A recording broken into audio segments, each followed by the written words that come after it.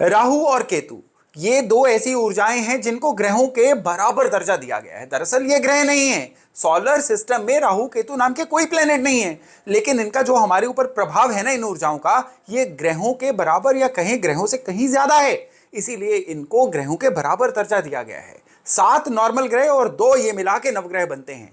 राहु और केतु जो है ना, इनको अगर हम अलग अलग से देखें तो कई सारी कंफ्यूजन्स का शिकार हो जाते हैं।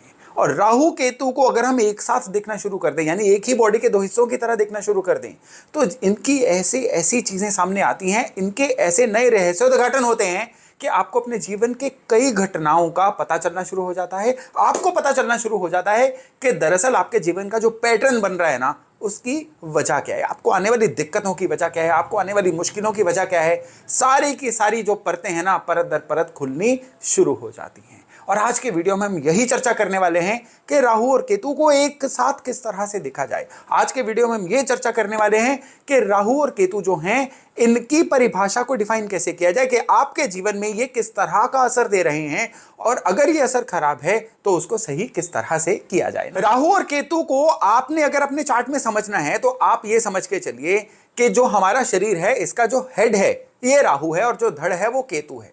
बस इतना भर जान लीजिएगा, आपको कई सारी चीजें समझ आनी शुरू हो जाएंगी। राहु कारक होते हैं सोचने के, आपकी महत्वाकांक्षाओं के, आपके एम्बिशंस के, आपकी इंटेंशंस के।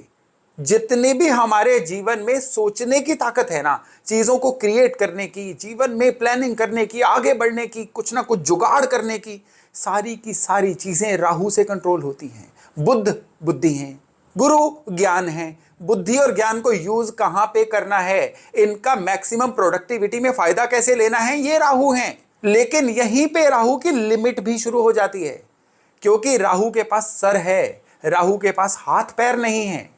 तो अगला जो एग्जीक्यूट करने का एक जिम्मा आता है ना, ये केतु के पास आता है। राहु ने सोच लिया और केतु ने उनको अप्लाई कर दिया। आप लाख चीजें सीख लो, लाख चीजें सोचते रहो, प्लानिंग कर लो, उनको धरातल पे नहीं ले आए, उनको अप्लाई नहीं कर पाए, उनको आप काम में कन्वर्ट नहीं कर पाए, तो इसका मतलब है कि केतु कमजोर हैं। तो अब देखिए कि राहु और केतु जो हैं, मिलके आपके जीवन को किस तरह से बदल सकते हैं। कोई स्टूडेंट है, वो केवल पढ़ता जा रहा है, एग्जाम में जाके कुछ अच्छा कर नहीं पाता है, वो फेलियर कहलाएगा। कोई इंसान है जिसने एजुकेशन तो अच्छी ले ली, अब समाज में जाके कुछ अच्छा कर नहीं पा रहा है। काम कारोबार में है, वो लगातार सोच तो रहा है कि मुझे इस दलदल से निकलना है, कहीं अगर वो मुश्किल में फंसा हुआ है तो, लेकिन वो निकल नहीं पा रहा है क्योंकि उसको करने के लिए कोई प्लेटफॉर्म ही नहीं मिल रहा है, कोई इंसान, कोई ऐसी संस्था ही नहीं मिल रही है जो उसकी बाह पकड़ के उसको किसी मुश्किल से बाहर ले आए। यानी यहां पे केतु खराब हो रहे हैं। मैं अब हर भाव के वाइज, हर हाउस के वाइज आपसे डिस्कस करता हूं।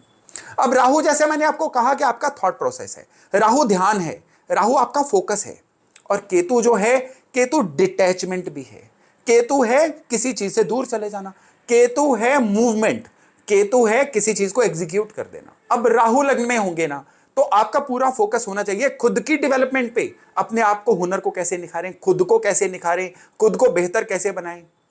अब सबसे बड़ा रोग होगा क्या कहेंगे लोग वाला, यानी लोग क्या कहते हैं, कस्टमर क्या चाहते हैं, उसको साइड पे रखिए, क्योंकि वो 7th हाउस में केतु हैं। आप जो सोचेंगे केतु उसको करेगा, आप जो सोचेंगे कस्टमर उसको पसंद करेगा ही करेगा। यानी अब आपको लोगों का ध्यान रखने की बजाय खुद का ध्यान रखना है। अब यहां पे आपने एक चीज का और ध्यान रखना है, लग्न में राहु होंगे, ये क्या करेंगे, आपकी सोचने की ताकत को कई बार इतना ज्यादा बढ़ा देंगे। राहु है ना, कंट्रोल करना जरूरी है इनको। कई बार सोचने की ताकत को इतना बढ़ा देंगे, या तो इंसान स्वार्थी हो जाता है, या केवल अपने बारे में सोच सोच के दूसरों के लिए कपट का भी सहारा लेना शुरू हो जाता है कि मैं किसी तरह से सारे के सारे लोगों के रिसोर्सेज जो है अपना लूं, हथिया लूं। यहां पे ये राहु नेगेटिव हो जाएंगे। अब 2nd हाउस की बात करें, 2nd हाउस धन का स्थान होता है और 8वां घर होता है पीड़ा का। तो यहां पे इंसान को क्या करना है, केवल और केवल ये सोचना है मनी मैटर्स को इंप्रूव कैसे किया जाए। केतु जो है ना, उसका ध्यान पीड़ाओं की तरफ दिलाते रहेंगे। लेकिन जीवन में देखिए, हर इंसान के जीवन में ऑब्स्टेकल्स हैं, हर इंसान के जीवन में मुश्किलें हैं। उसको मुश्किलों के बारे में नहीं सोचना है, यानी उसको यह सोचना है क्या कर सकता हूं, यह नहीं सोचना है कि क्या क्या नहीं मिला। और केतु कहां है, यहां पे 9वें घर में, 9वां घर है आपकी धार्मिकता का। अब यहां पे आपने ओवर धार्मिक नहीं होना है, आपने बहुत ज्यादा हाई लर्निंग की तरफ नहीं, स्किल डेवलपमेंट की तरफ जाना है। अब ये राहु केतु जो है जीवन में आपको बहुत ऊंचाइयां देंगे। 4था घर आपके डोमेस्टिक प्लेस का है, और 10वां घर जो है ये आपके काम कारोबार का है। चौथा घर जो है आपका प्रॉपर्टीज का है। 10वां घर जो है ये आपका है कि आप क्या करते हो जिससे आपको जीवन में पैसा आए, आपका कर्म। अब कर्म के घर में केतु है, क्या मतलब कि कर्म ना किया जाए? बिल्कुल गलत। अब यहां पे है राहु कहते हैं कि अगर आप सबसे ज्यादा अपने नेटिव लैंड का सोचो, जमीन से जुड़ के रहो, अपने संबंध जो है सभी से सही बना के रखो, तो काम अपने आप चल जाएगा। केवल काम का सोच सोच के बाकी लोगों से कट ऑफ हो जाओगे तो ना काम चलेगा ना लोग काम आएंगे। 5वां घर जो है ये है आपकी एजुकेशन का। 5वां घर जो है ये आपकी बुद्धि का भी है। और 11वां घर जो इसके बिल्कुल उल्टा है ये आपकी इनकम का है। अब यहां पे ये जो कॉम्बो है ना, ये कहता है भैया इनकम का मत सोचो, इनकम अपने आप आ जाएगी अगर आप अपनी लर्निंग की तरफ ध्यान दोगे। एजुकेशन कंप्लीट करो, आप जो सीख रहे हो उसको मन से सीख लो, इनकम विल फॉलो ऑटोमेटिकली। आप जो पढ़ रहे हो ना उसको ढंग से सीखना शुरू कर दो, बस अप्लाई करना शुरू कर दो, इनकम की गारंटी हो जाएगी, जीवन में बढ़ती ही रहेगी। अब राहु छठे घर में होंगे तो क्या होगा? छठे घर में राहु हैं तो इंसान को अपने कंपटीटर से पार कैसे पाना है इसके बारे में फोकस रखना है। अब इंसान को फोकस रखना है कि किस तरह से, अगर उसके ऊपर कोई कर्जा है उससे कैसे निकले, केवल इस पे फोकस रखे, बजाय इसके कि केतु खर्चे के घर में है और खर्चा करने की तरफ ध्यान दे और लग्जरीज की तरफ ध्यान दे। ऐसा नहीं करना है।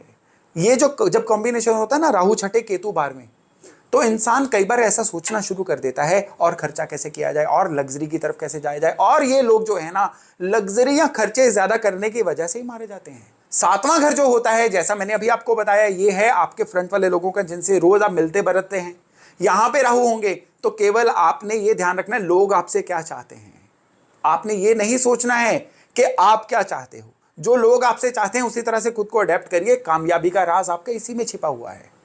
8वें घर में राहु होंगे तो आपको सबसे ज्यादा है कि आपकी पीड़ा की वजह क्या है, अपने पेन की वजह को ढूंढिए, पेन की जड़ को खत्म करिए, धन अपने आप आना शुरू हो जाएगा। राहु 9th हाउस में होंगे तो केतु 3rd हाउस में होंगे।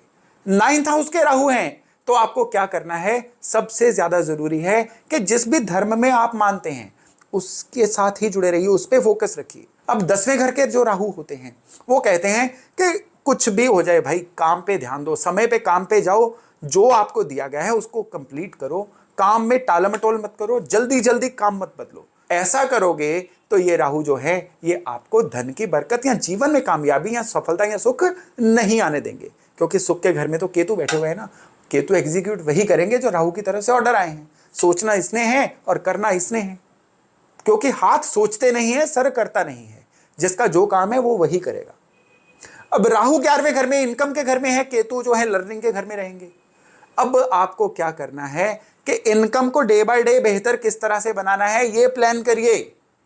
आपकी लर्निंग उसके अकॉर्डिंग आपको ऑप्शंस आती जाएंगी, अपॉर्चुनिटीज आती जाएंगी, लर्निंग कैसे बढ़ाएं। केतु अब एग्जीक्यूट करेंगे, उसके अकॉर्डिंग लर्निंग बढ़ाइए कि इनकम अपने आप बढ़ जाएगी। अब राहु 12वें घर में खर्चों के घर में है, केतु है दुश्मनों के घर में, कंपटीटर्स बीमारियों के घर में। अब आपने क्या करना है कि जीवन में अपना सारे का सारा फोकस अपने खर्चों पे लगाना है। खर्चे करने नहीं है, खर्चे हो क्यों रहे हैं, खर्चों की जड़ क्या है। 12वें घर के साथ साथ डिसिप्लिन भी जुड़ा हुआ है। 12वें घर के साथ साथ लोग जुड़े हुए हैं फॉरेन कंट्री के लोग। फॉरेन कंट्री से अपना नेटवर्क बनाइए, अपने खर्चों को कंट्रोल करिए। ना आपको जीवन में कभी कर्जा आएगा, ना आपके जीवन में बीमारियां आएंगी, और कंपटीटर कभी भी आपको परेशान नहीं कर पाएंगे।